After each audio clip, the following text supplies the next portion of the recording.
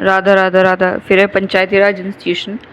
तो इसमें क्या है, जहान मुखर्जी और ये सारे लोगों ने बात की इस पे, देखेंगे हम। तो टी के उमन क्या बोलता है, एडवोकेट पीआरआई जो है did not succeed in North India, और ये it was very successful in South. तो साउथ में ज़्यादा सक्सेसफुल था ये। नॉर्थ इंडिया में जो कास्ट हायरार्की जो was very strong, caste hierarchy बहुत ज़्यादा स्ट्रॉन्ग थी इसमें। South India also had caste system but there was major जो caste movement led by lower caste. तो क्या है, साउथ में क्या है, कास्ट मूवमेंट ज़्यादा था जो लोअर कास्ट ने करा था, इस वजह से। एग्जांपल सेल्फ रिस्पेक्ट मूवमेंट हो गया, एसएनडीपी हो जाएगा, देन सत्य शोधक समाज ये हो गए। देन जहान मुखर्जी क्या बोल रहे हैं कि ना study 60% panchayat in Bihar and West Bengal. तो इन्होंने जो है 60% से ज़्यादा जो है वो स्टडी जो है बिहार और वेस्ट बंगाल में करी, ठीक है। उसके बाद में हाँ 40% ऑफ द वुमेन जो रिप्रेजेंटेटिव आर सेरोगेट रिप्रेजेंटेटिव। तो जो 40% है वो सेरोगेट है, मतलब खुद नहीं है, उनके जो हस्बैंड है या कुछ है वो है, ठीक है। Means the real power are lying with someone else, the true power are not with the women sarpanch. तो वुमेन सरपंच के पास में ट्रू पावर नहीं है, ठीक है। तो देन है 61% of the people voted on the basis of caste. 61% ने कास्ट के बेसिस पे वोट करा, ड्यू टू विच जो पीआरआई जो led to expansion of vote bank politics और कास्ट बेस्ड पॉलिटिक्स। तो इसकी वजह से क्या है, पंचायत में जो वोट बैंक पॉलिटिक्स या फिर कास्ट बेस्ड पॉलिटिक्स आ गई, ठीक है। देन सेल्वन क्या बोल रहे हैं कि is of the opinion that panchayati raj institution जो है whose goal was to empower the women rather empowering the women, the PRI largely led to the rise of women violence। तो इसका गोल था कि भाई वुमेन को एम्पावर करना है, पर वुमेन को एम्पावर करने के बजाय क्या है, वुमेन वायलेंस ज़्यादा बढ़ गया, ठीक है। Selvan says the equality preached by constitution student negation to the local hierarchy.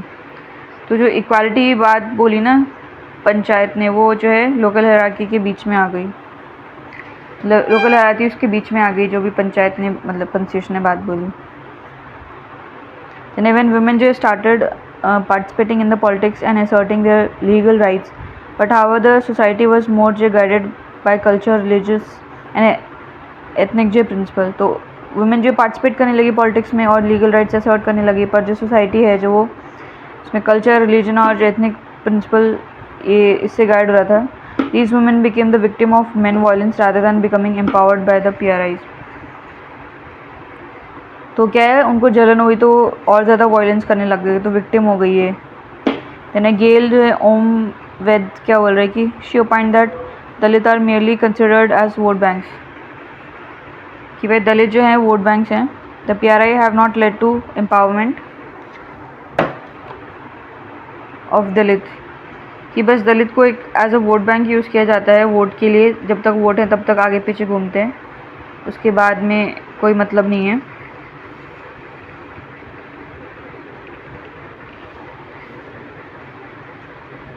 ठीक है। दे आर स्टिल जो considered just as vote bank. The PRIs have not suitably led to the movement in their life chance and life style. तो कोई improvement नहीं हुआ इनके life style या life chances में, जैसे था वैसा ही है। It has not led to any mobility, it has not led to improvement of any condition as such. तो इसमें कोई मोबिलिटी या फिर उनके कंडीशन में कोई इम्प्रूवमेंट नहीं हुआ। देन टी के वुमन क्या है, इसने क्या बोला कि led to rise of caste conflict. तो इसकी बोला कि इसकी वजह से जो कास्ट कॉन्फ्लिक्ट बढ़ गया।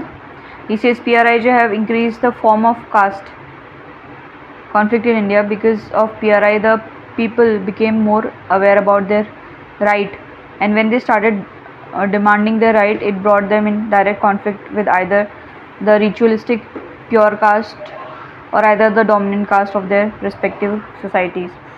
तो क्या PRIs की वजह से लोगों को उनके राइट के बारे में पता चला, तो जब वो डिमांड करने लगे राइट को, तो वो कॉन्फ्लिक्ट में आ गए। रिचुअलिस्टिक प्योर कास्ट या फिर जो डोमिनेटिंग कास्ट है उनका कॉन्फ्लिक्ट हो गया इनका।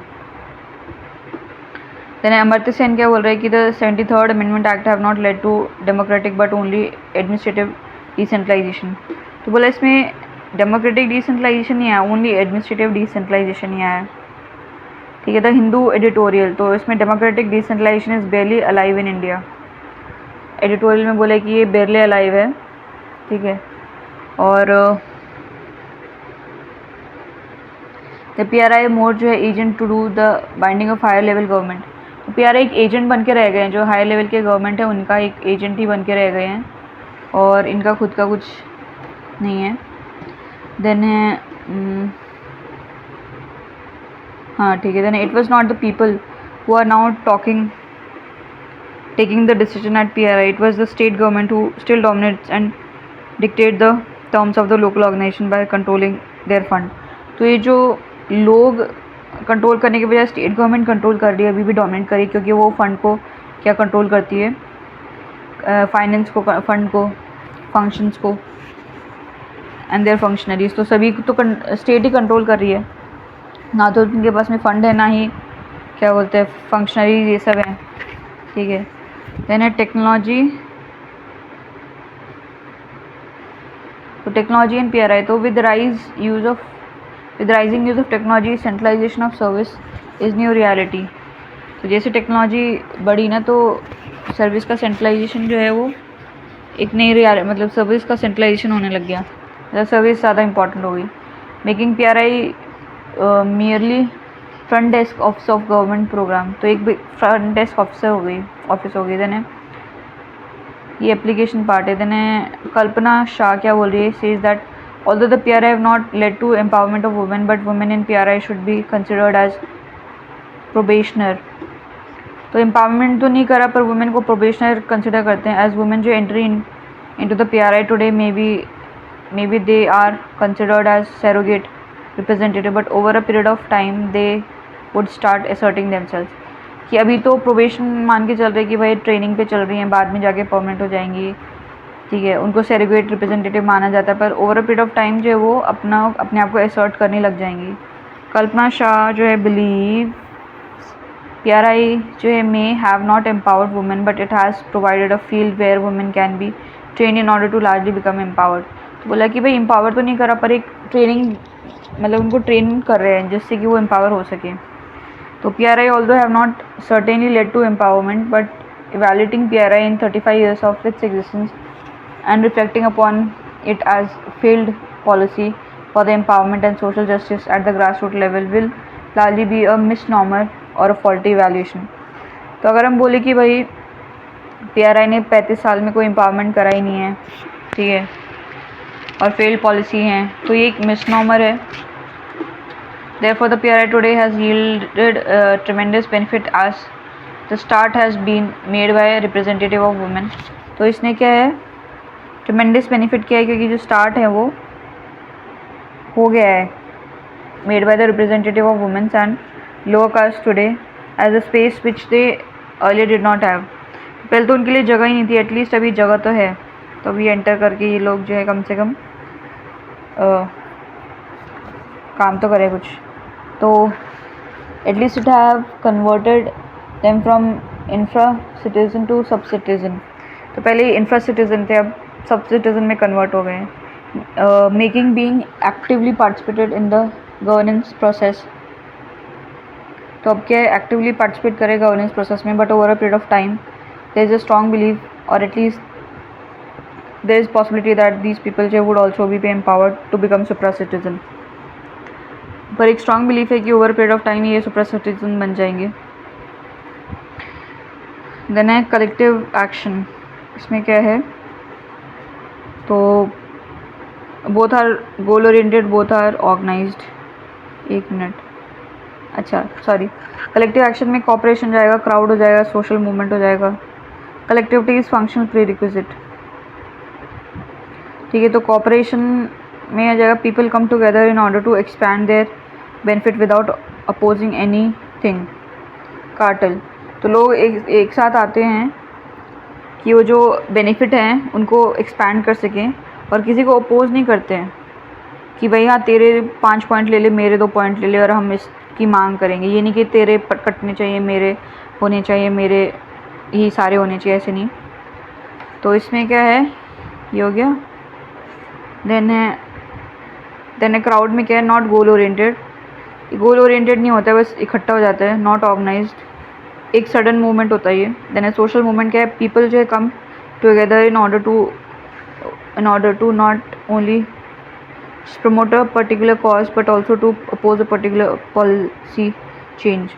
तो लोग एक साथ आते हैं कि कोई प्रमोट करने के लिए और अपोज करने के लिए, दोनों के लिए आते हैं कि कोई कॉज है उसको प्रमोट करने के लिए और कोई पर्टिकुलर पॉलिसी उसको अपोज करने के लिए। तो कॉपरेशन और सोशल मूवमेंट जो है दोनों गोल ओरिएंटेड हैं, दोनों ऑर्गेनाइज्ड होते हैं ये। तो सोशल मूवमेंट में एजिटेशन, प्रोटेस्ट, रेवोल्यूशन ये सब आ जाएगा। Then question, all the collective actions are social movement, do you agree? तो आंसर no। या फिर all the social movement are collective actions, do you agree? Yes। या क्वेश्चन आएगा, all collective actions are always organized and have an organizational structure, discuss। no, answer no होगा इसका।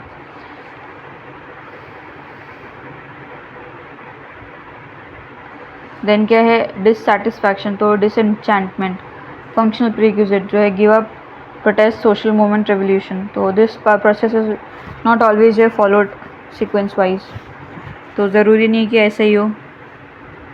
Dissatisfaction, इसमें क्या है, not satisfy with the outcome, ठीक है, इसमें ही होता है। डिसएंचेंटमेंट में क्या होएगा कि ना, outcome would never be satisfactory in the existing scheme of things, कि जो अभी चीज़ें चल रही है उसमें आउटकम कभी इनको सेटिस्फैक्ट्री लगेगा ही नहीं। तो ये from the structure। तो एक क्वेश्चन है, the protest and social movement are synonymous when studied from the cause which they are rise from। ठीक है, देन नेक्स्ट टॉपिक देखते हैं। तो नेक्स्ट है अपना टॉपिक है revolution, religion and society, animism, naturalism. तो रेवोल्यूशन इसमें क्या है कि ना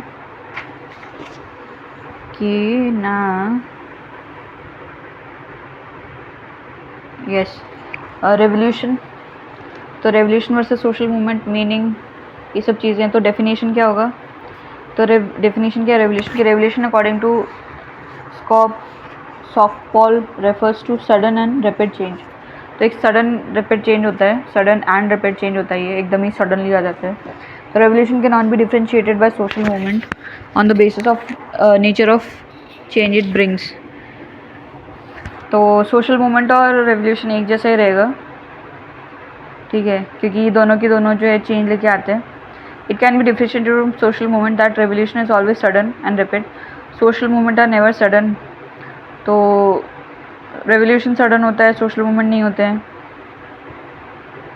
the change which social movement brings are gradual are never rapid.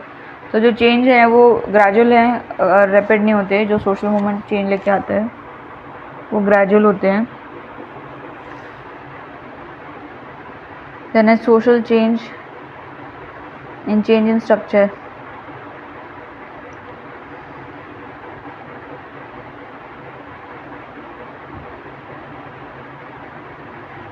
तो सोशल चेंज ग्रेजुअल होते हैं।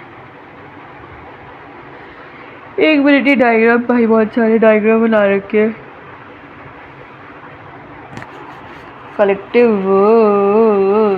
ये सब है। एरिस्टोटल क्या है, revolution brings change in the political system, he negates the proposition that revolution brings complete change. Aristotle बोलता है कि रेवोल्यूशन जो है पॉलिटिकल सिस्टम में चेंज लेके आता है और इस चीज़ को मना कर देता है कि भाई रेवोल्यूशन की वजह से कंप्लीट चेंज नहीं आता। ये बोला कि रेवोल्यूशन की वजह से कंप्लीट चेंज नहीं आता है। तो मार्क्स क्या बोल रहा है कि Marxian theory of revolution is a more expanded version of Aristotle. तो इसने ज़्यादा एक्सपैंड कर दिया। Aristotle appoints that it brings change in only certain sphere.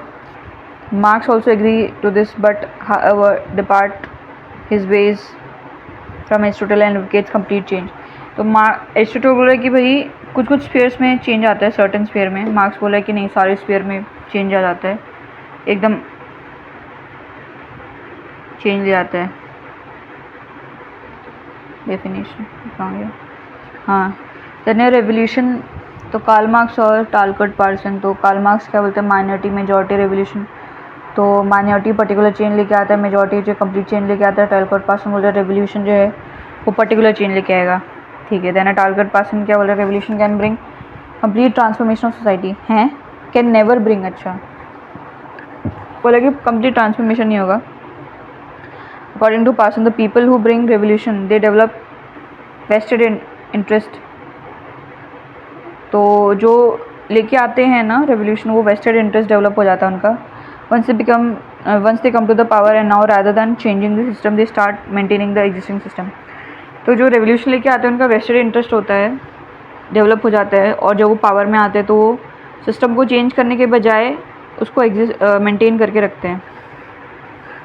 Both marks and Parson जो है at least in certain sphere face of the writing except that the revolution does bring change but that change is not always transformation. कि दोनों agree करें कि भाई revolution change लेके आता है, पर ज़रूरी नहीं कि वो ट्रांसफॉर्मेशन ले आए, पूरा कंप्लीट ट्रांसफॉर्मेशन।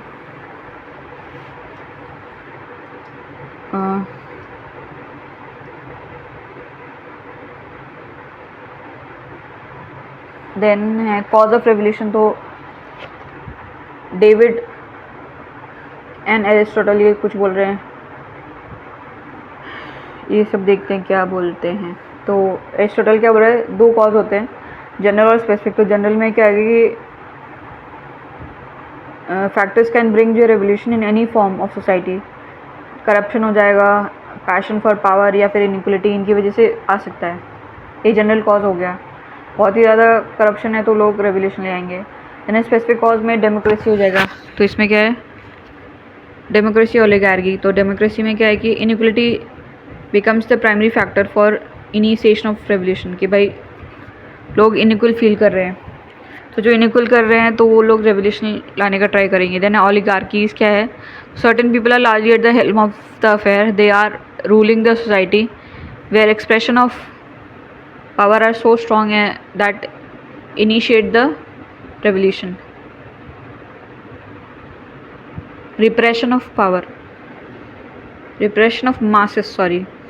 तो कुछ जो हैं उनके पास में सारी पावर हो जाती है, वो एकदम टॉप पे होते हैं, और वो मासेस को इतना ज़्यादा रिप्रेस करते हैं कि जो है वो लोग रेवोल्यूशन ले आते हैं। Then therefore Aristotle have highlighted multiple causes of revolution, some being specific to certain political system, some जो है generally responsible for spearheading revolution in these society। and David जो है क्या बोल रहा है कि political alienation means when the people largely lack that capacity to get to the position of power, कि लोगों के पास जब वो कोई पोजीशन पॉलिटिकल पावर नहीं, जब वो पावर को नहीं ले सकते हैं ना, वो उस पोजीशन में होते हैं कि जब वो पावर को नहीं ले पाएँ, और when the political right are not available to the people to influence the governance, या फिर उनके पास में पॉलिटिकल पावर नहीं है कि वो गवर्नेंस को इन्फ्लुएंस कर सके, to frame the policies, to debate and to discuss. अगर वो ये सब चीज़ें इनके पास में ये पावर नहीं दी हैं कि वो गवर्नेंस को इन्फ्लुएंस करें या फिर पॉलिसी बनाए, फिर डिबेट करें, डिस्कशन करें, तो डेविड के हिसाब से the political alienation can become a cause for revolution the system. तो पॉलिटिकल एलिनेशन की भाई तुम ये नहीं लड़ सकते,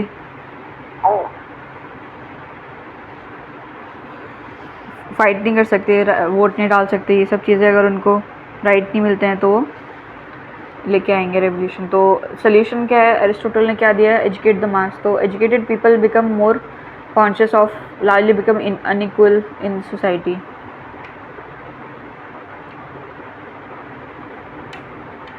तो एजुकेटेड पीपल होते हैं तो उनको ये होता है कि भाई हमको अनइक्वल नहीं रहना है, हमको इक्वल होना है।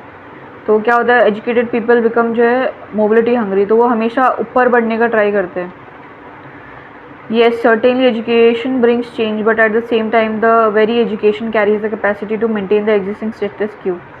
तो एजुकेशन चेंज लेके आता है पर वो स्टेटस क्यू भी मेंटेन करता है। As education by making people more rational can also make the materialistic and consumption oriented, and in such circumstances there is a possibility that people जो है largely could what and rather than change the path, could walk the line rather than change the path. ठीक है, तो education से लोग rational होते हैं, वो ज़्यादा मटेरियलिस्टिक कंजम्पशन ज़्यादा करने लगते हैं, तो उन सर्कमस्टांसेस में लोग जो हैं वो जो अभी लाइन चल रही है उसी पे चलते हैं, रैदर दैन कुछ चेंज लाने के बजाय जो चल रहा है उसी को ही मेंटेन करके रखते हैं. तेने ये क्या है पैट्री, अरे भाई एरिस्टोटल, ये क्या है, इनकलकेट पेट्रियोटिज्म. अच्छा पेट्रियोटिज्म, हाँ दूसरा बताया इसने. तो सोल्यूशन में जो पहला है एजुकेट करो मास को, फिर पेट्रियोटिज्म लेके आओ, फिर इनजस्टिस. तो पेट्रियोटिज्म में बोला कि इनकलकेट करो patriotism among the people in order to prevent the revolution.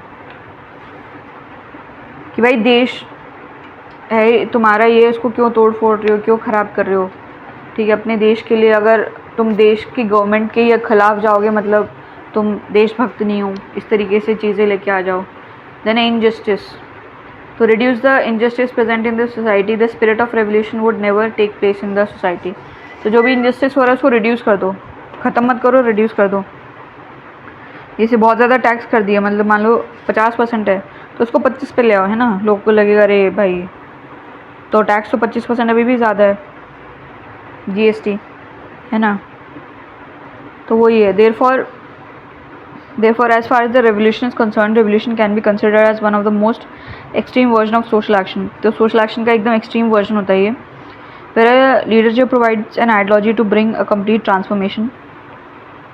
तो एक लीडर होता है वो आइडियोलॉजी देता है कि भाई कंप्लीट ट्रांसफॉर्मेशन लाने के लिए, not only in system but in the life of the people, system और लाइफ में लाने के लिए. ठीक है, revolution can be violent, non violent, can be total और may not be total aspect. तो violent, non violent, total, non total भी हो सकता है. बट हाउएवर द रेवोल्यूशन जो have been considered as very prominent vehicle of bringing change. तो ये change लेके आता है. Sometimes those change can be complete transformation and sometimes this change could only be reformative in nature. कभी complete transformation होता है, कभी कभी reformation लेके आता है. then different people have given their, अरे यार क्या लिखा है, given their when some opines bring complete, कुछ बोलते हैं कि different opinion दे, कुछ बोलते हैं कि complete change लेके आता है, कुछ बोलते हैं कि पूरा कहीं कहीं चेंज लेके आता है. The cause again could be political desensitization, कि पॉलिटिकल डिसेंसिटाइज हों लोग, मतलब जो नेता वेता हैं, लैक ऑफ पॉलिटिकल राइट हो, या फिर इनजस्टिस हो उनके साथ में, और इट कुड बी इनइक्वलिटी और repression of the masses. The best way to prevent a revolution is to largely ensure that inequality and injustice no more remains in the society. अगर रेवोल्यूशन को हटाना है तो इनजस्टिस जो हो रहा है ना उसको ख़त्म कर दो. Then religion and society. तो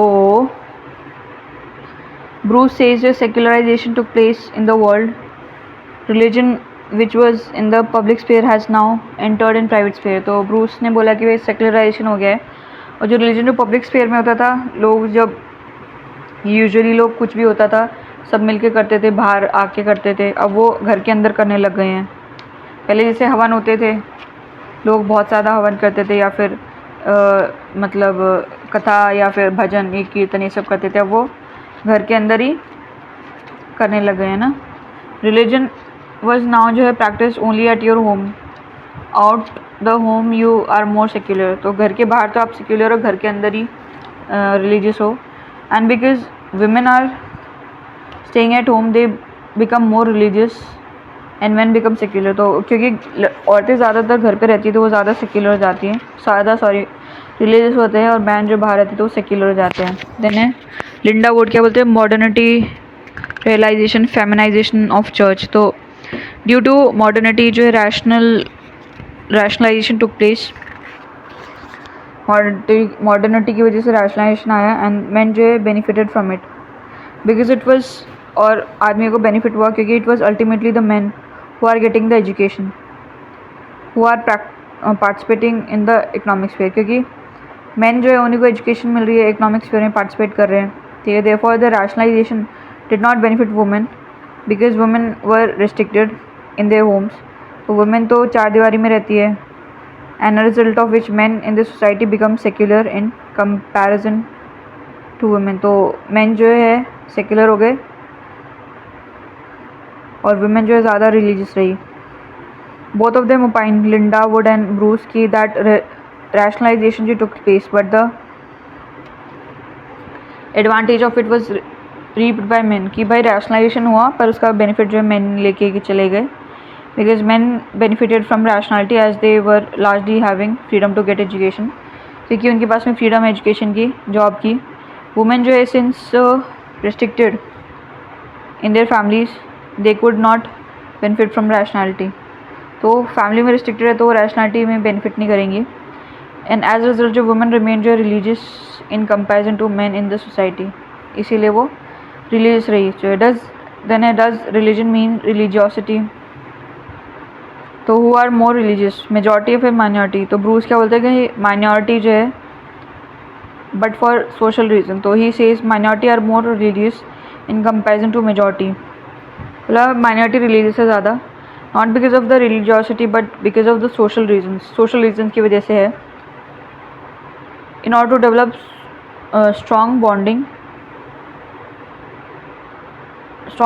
maybe in order to protect themselves, maybe to monopolize the resources। तो ये किस लिए, ये क्यों ज़्यादा रिलीजियस होते हैं? क्योंकि स्ट्रॉन्ग बॉन्डिंग डेवलप करने के लिए, अपने आप को प्रोटेक्ट करने के लिए, या फिर जो रिसोर्स है उनको मोनोपलाइज करने के लिए।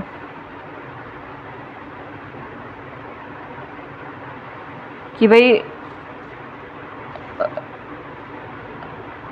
कि कोई सेक्ट है तो प्रोटेक्ट करने के लिए अपने आप को ज़्यादा बातचीत करेंगे, ज़्यादा मीटिंग्स करेंगे, ज़्यादा पॉलिसीज़ बनाएंगे, तो माइनॉरिटीज़ में ज़्यादा स्ट्रॉन्ग होता है।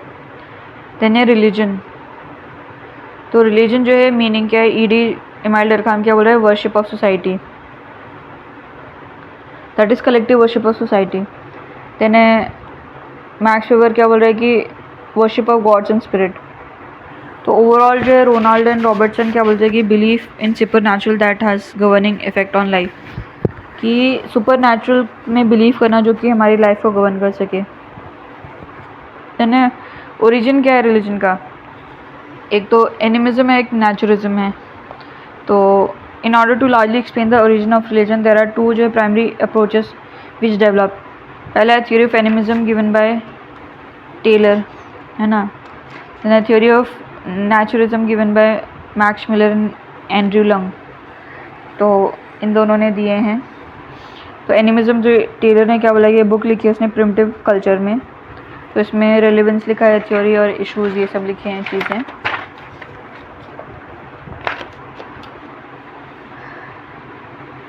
तो थ्योरी में क्या है, इसमें बोल रहे हैं in most primitive society people do not have explanation about the things which happen around them। तो प्रिमिटिव सोसाइटी में लोगों के पास में एक्सप्लेनेशन नहीं था कि जो भी चीज़ हो रही है। Two major questions whose answers they wanted to understand. तो दो क्वेश्चंस थे उनके सामने कि भाई what is difference between sleep and death, कि स्लीप और डेथ में क्या अंतर है। What are those figures which appear in dreams, तो सपने में आता है वो कौन है, भगवान है कि क्या है वो। तो they attached everything with which they could not explain to the notion of spirit. तो जिसका भी आंसर नहीं था उनके पास में उन्होंने स्पिरिट बोल दिया।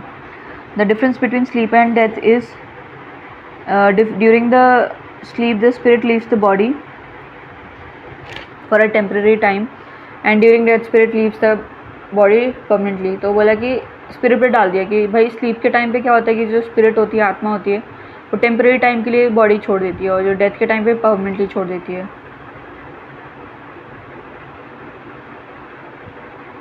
अरे क्या ये हैं, और जो फिगर्स जो अपीयर होते हैं ड्रीम्स में वो स्पिरिट होती हैं of there and who wants to convey to these certain things. तो उनके कुछ होते हैं, उनको वो कुछ बताना चाहती है स्पिरिट। तो प्रिमिटिव जो है, man attach the notion of spirit possible thing in their life, पता नहीं क्या है। Tylor advocates the explanation of tree bearing a fruit was made on the basis of tree has a spirit. Taylor opines that birth of the child is largely a result of spirit, where the spirit comes during the night and leaves the baby in the womb of the women. तो बोला कि भाई birth जो है spirit की वजह से होता है। तो स्पिरिट जो है रात में आती है, आत्मा मतलब परी आती है, आत्मा आती है, वो जो है वुमेन के वूम में मतलब बच्चा रख जाती है, उसके पेट में बच्चा रख जाती है।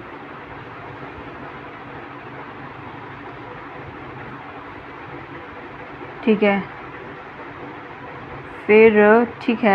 फिर है now the primitive man started worshipping spirit. This largely led to the rise of first most primitive form of religion called as animism. तो वो स्पिरिट के ऊपर पूजा करने लगे, तो इससे जो है सबसे पहला जो रिलीजन है एनिमिज्म, उसका राइज हुआ।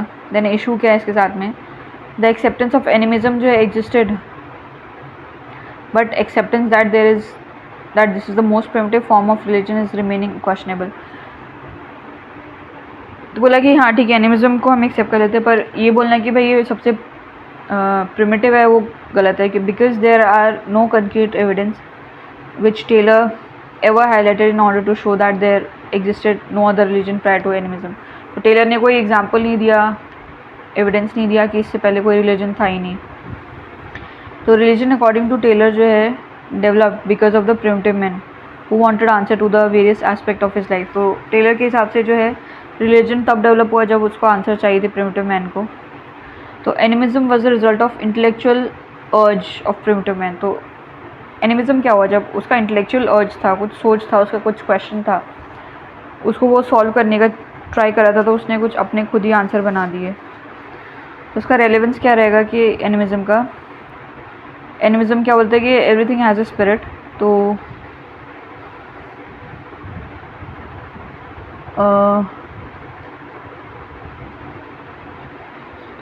इको पैगनिज्म, तो ये स्पिरिट की वर्शिप करते हैं। तो based on the essence of animism which opines that nature also has spirit.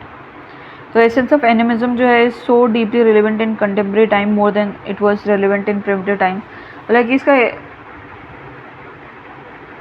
Animism जो है ना,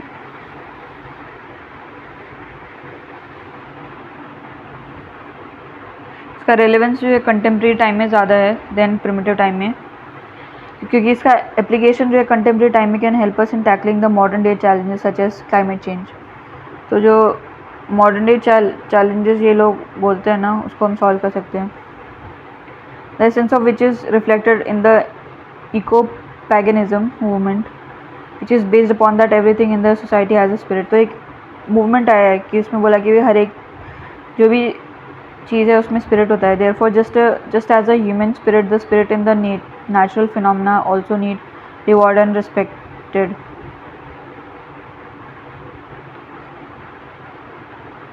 तो जैसे ह्यूमन की स्पिरिट होती है, तो जो भी नेचुरल फिनोमेना स्पिरिट होती है उनको भी रिवॉर्ड या फिर रिस्पेक्ट चाहिए, उनकी भी पूजा करनी चाहिए। क्लियरली इंडिकेटिंग दैट एनिमिज्म जो है as explaining the origin of religion may not be relevant, but animism as an ideology to protect the environment is more than relevant today than it ever। तो जो उसका कौन सा part relevant है कि भाई हमको एनवायरनमेंट को प्रोटेक्ट करना है, वो ज़्यादा रेलिवेंट है। Not only this, the very relevance of animism as a religious practice is still relevant in the contemporary time. Even today, the concept of animism is practiced, may not as an individual religion, but as a practice within other religion. तो एक individual religion नहीं है, पर मतलब other religions में कुछ देख सकते हैं पार्ट इसका। जैसे Hinduism, the concept of pitri puja still practised, worship of the spirit of the ancestors. Hinduism में पितृ पूजा करते हैं ना, तो अभी भी करते हैं, है ना। फिर है animism as an individualistic religion also existed among the most primitive people tribe, indicating that animism existed if evaluated from functionalist perspective, that अगर हम फंक्शनल पर्सपेक्टिव से करें तो वो एग्जिस्ट करता है, that if anything exist in society it's more or less functional for the society. अगर कुछ एग्जिस्ट करे तो वो सोसाइटी के लिए बेनिफिशियल है, making us accept the relevance of animism, animistic ideology और animism as a religion. Then है नेचुरलिज्म। तो yes, animism can explain the origin but this explanation can not be substantiated. Then naturalism तो क्या है, theory क्या है, Max Muller rejected that animism is not the most primitive form. बोला कि जो एनिमिज्म जो है वो मोस्ट प्रिमिटिव फॉर्म नहीं है, naturalism was the most primitive form of all the religion. बोला नेचुरलिज्म है the primitive man had complete dependence on nature because he did not have the avenue to control the nature। तो primitive man तो वो nature को control नहीं कर सकता था, उसके पास में कुछ था नहीं, तो वो कम्प्लीटली नेचर पे डिपेंडेंट था। दिस नेचर इन्फ्लुएंस है every aspect of primitive men's life. तो इसने उसकी लाइफ को बहुत ही ज़्यादा इन्फ्लुएंस करा, and because of this extreme dependency on nature the primitive man जो started worshipping the nature.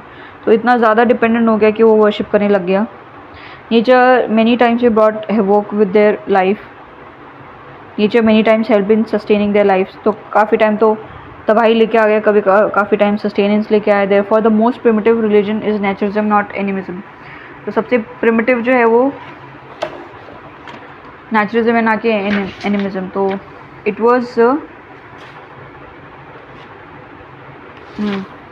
it was not the intellectual urge which led to the formation of religion, it was the dependency of primitive man to nature first led to the establishment of religion in society। तो बोला कि intellectual अर्ज नहीं था कि उसने कुछ सोचा मेरे को इसका आंसर चाहिए, इसकी वजह से नेचर मतलब रिलीजन आया, नहीं, पर जो डिपेंडेंसी थी प्रिमिटिव की नेचर के ऊपर, इसकी वजह से रिलीजन आया। तो इशू क्या है, as a theory of origin, both naturalism and animism is marred by the same virus, that both does not substantiate their understanding and proposition on the basis of empirical evidence। कि दोनों बोले हम पहले तो इनको ये एविडेंस नहीं दिया कि उससे पहले कुछ था ही नहीं। तो रेलेवेंस क्या है, पीपल जो made the religion for their dependence और फॉर देयर बेनिफिट। तो लोगों ने रिलीजन किस लिए बनाया, उनके बेनिफिट के लिए या फिर उनके डिपेंडेंसी के लिए। It was purely the outcome of necessity. तो नेसेसिटी की वजह से रिलीजन बना। Even in contemporary times man और वुमेन जो become religious many times because of their dependency. तो वो कभी कभी डिपेंडेंट होते हैं लोग, तो वो आज के टाइम में तो वो रिलीजियस हो जाते हैं। एग्जाम्पल, नाग देवता जो है सिर्फ